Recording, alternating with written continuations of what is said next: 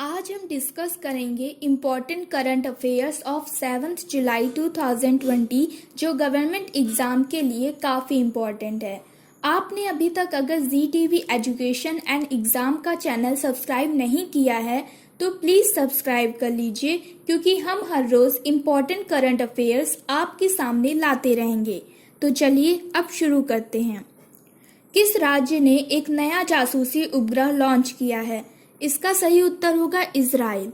Israel के रक्षा मंत्रालय ने 6 जुलाई 2020 को घोषणा की कि उसने सफलतापूर्वक एक नया जासूसी उपग्रह लॉन्च किया है। पूरे क्षेत्र में कई खतरों पर नजर रखने के लिए उपग्रह को एक अतिरिक्त उपकरण के रूप में काम करने की उम्मीद है। 2 बार के ओलंपिक चैंपियन लिन डैन ने बैडमिंटन से संन्यास लिया है। वह किस राष्ट्र से हैं? इसका सही उत्तर होगा चीन। 5 बार के विश्व चैंपियन लिन डैन ने बैडमिंटन से संन्यास लेने की घोषणा की है। डैन को खेल के इतिहास में सबसे महान खिलाड़ियों में से एक माना जाता है।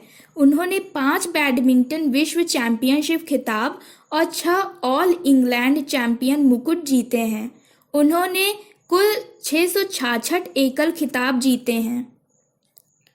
किस राज्य ने कोविड-19 के मद्देनजर कवर मेला स्थगित कर दी है?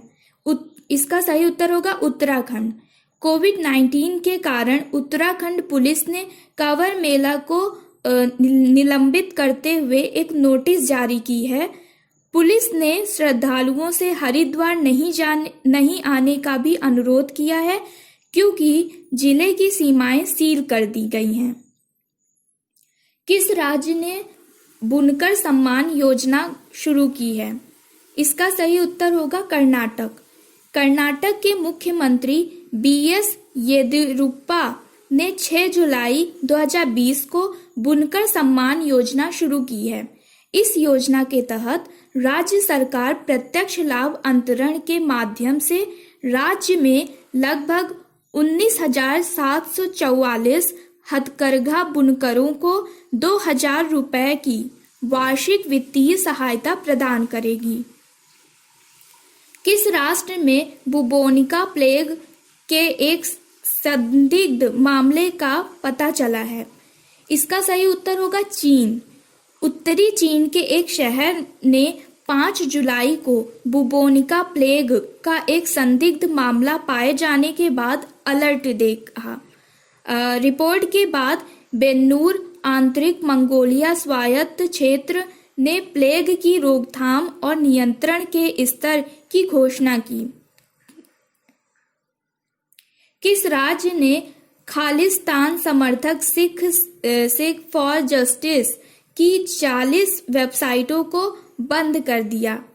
भारत ने। इसका सही उत्तर होगा भारत।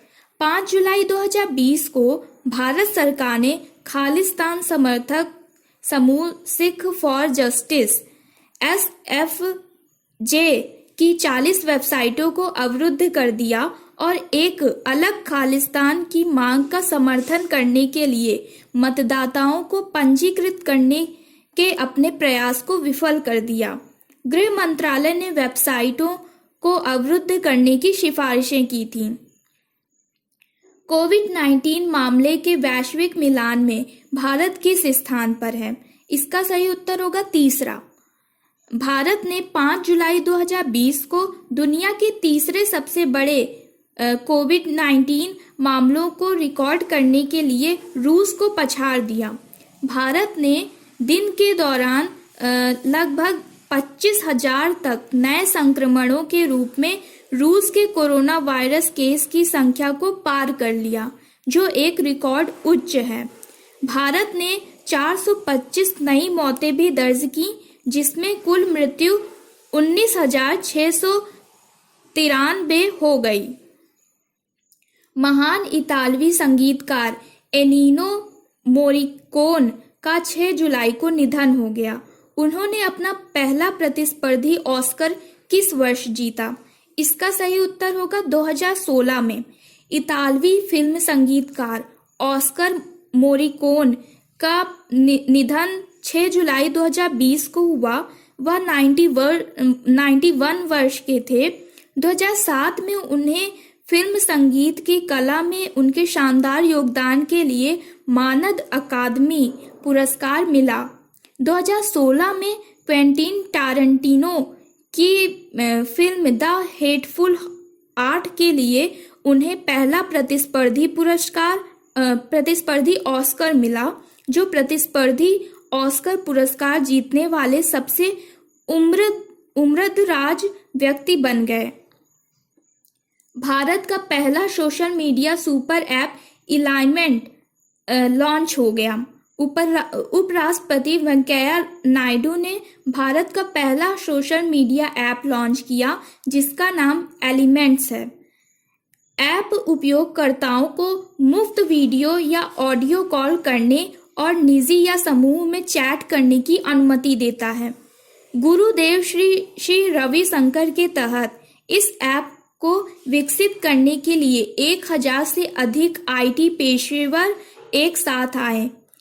ऐप महत्वाकांक्षी मेक इन इंडिया पहल को बढ़ावा देने में मदद करता है।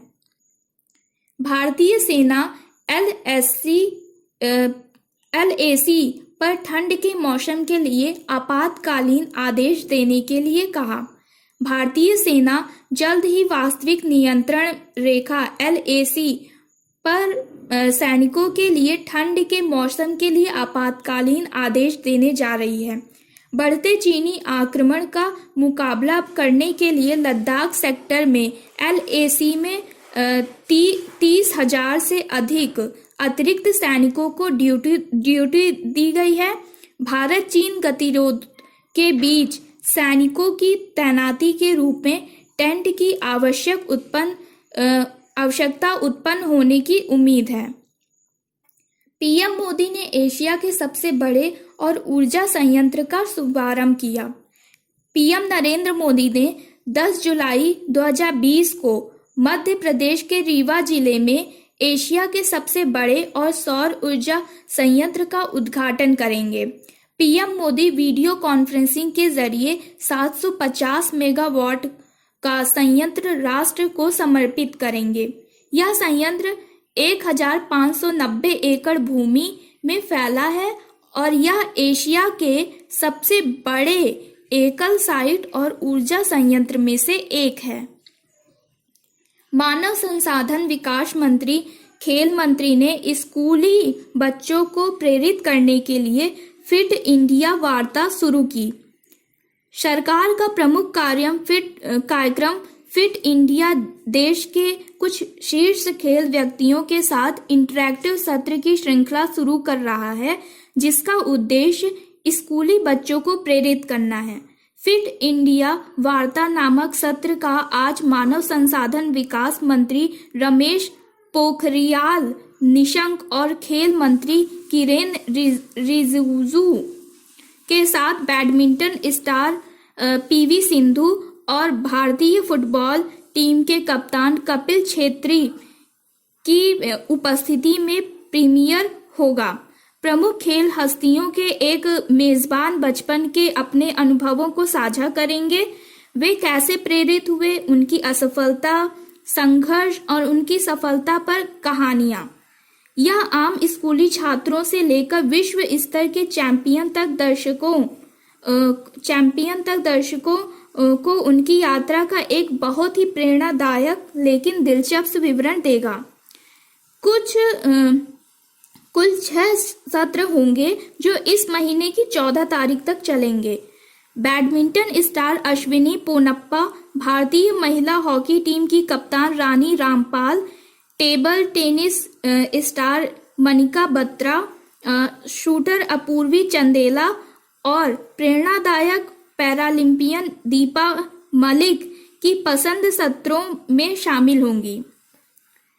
इन्हें रमेश पोखरियाल निशंक के social media page, MHRD social media page, fit India Facebook और YouTube channel, SI Facebook page, माईगोवा YouTube channel, sports stack YouTube channel के साथ साथ DDTV टेलीविजन और यूट्यूब चैनल पर स्ट्रीम किया जाएगा।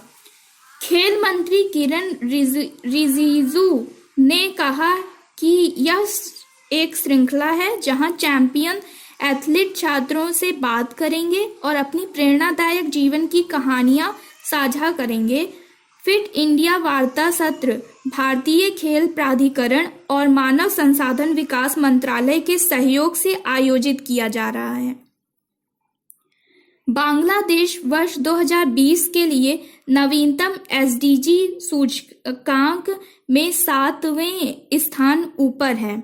बांग्लादेश वर्ष 2020 के लिए नवीनतम सतत सूचकांक मतलब एसडीजी में 7वें स्थान से ऊपर चला गया है। 166 देशों में से एसडीजी सूचकांक तैयार किया गया था। बांग्लादेश 2019 में 116वें स्थान की तुलना में 109वें स्थान पर है।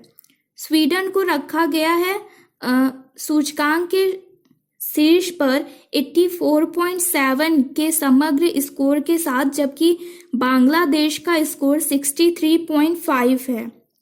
रिपोर्ट से पता चलता है कि 17 एसडीजी मापदंडों के बीच बांग्लादेश गरीबी उन्मूलन, गुणवत्ता शिक्षा, सभ्य काम और आर्थिक विकास और जलवायु कार्रवाई से संबंधित लक्ष्यों को प्राप्त करने में ट्रैक पर बना हुआ है। हालांकि शून्य भूख, अच्छे स्वास्थ्य, स्वच्छ पानी और स्वच्छता, नवाचार और शांति, न्याय और मजबूत संस्थानों के लक्ष्य सहित 7 मापदंडों पर महत्वपूर्ण चुनौतियां बनी हुई हैं। एसडीजी सूचकांक 6 व्यापक परिवर्तनों, शिक्षा और कौशल, स्वास्थ्य और भलाई, स्वच्छ ऊर्जा और उद्योग, स्थायी भूमि उपयोग, टिकाऊ शहरों और डिजिटल प्रौद्योगिकियों के संदर्भ में संयुक्त राष्ट्र के सदस्य देशों के बीच 17 एसडीजी लक्ष्यों के कार्यान्वयन को फ्रेम करता है।